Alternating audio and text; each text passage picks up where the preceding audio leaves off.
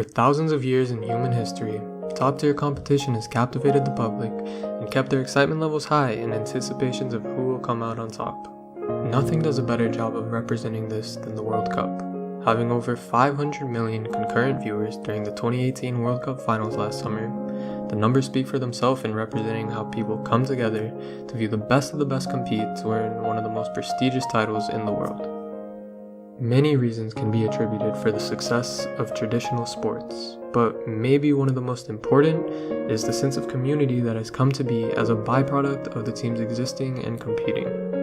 Whether it's rallying behind your country in the World Cup or your city's team in the National League, people never fail to come together to support their community's team. This idea of coming together to support a local or national sports team has always been an integral part of human culture, but this idea can just as easily be applied to other types of competition. In this video, I will be primarily focusing on how these same ideas can be applied to esports.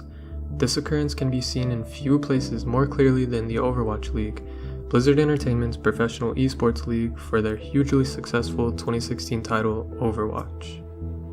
Overwatch is classified as a team-based, multiplayer, first-person shooter video game. While this is its technical classification, the game has also adopted aspects of more strategically driven games such as League of Legends or Dota.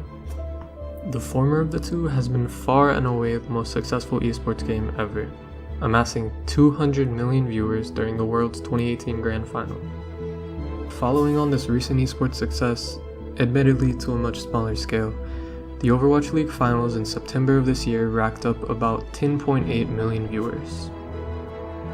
In fact, it was so exciting that DJ Khaled couldn't help but to join in the fun. I'm the one, yeah! Shout out DJ Envy in the building! Let's go! New York! Sing it!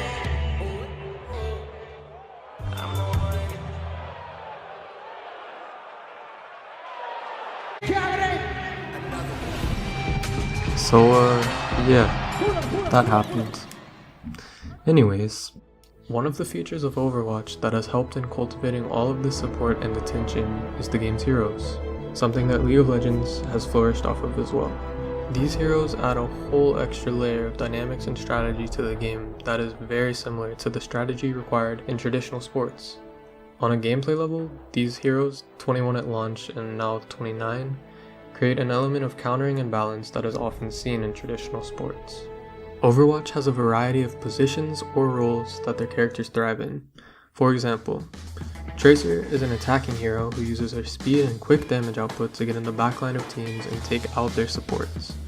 She is able to evade high health and slow moving heroes like Reinhardt in order to remain alive even with her low health.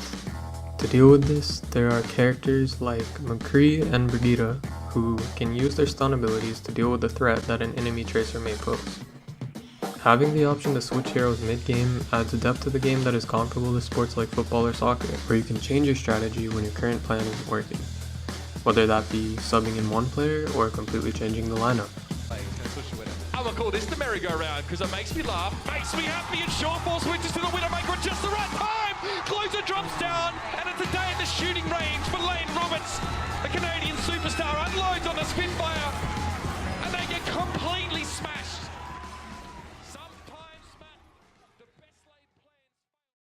When development on Overwatch first began, the thought of esports was not on the mind of Blizzard's team that was designing the game at all. Similar to the origin of sports like baseball or soccer, the team's goal was to design an enjoyable game that people could play alongside or against their friends. Overwatch, however, was undeniably a perfect candidate to become a major esports title.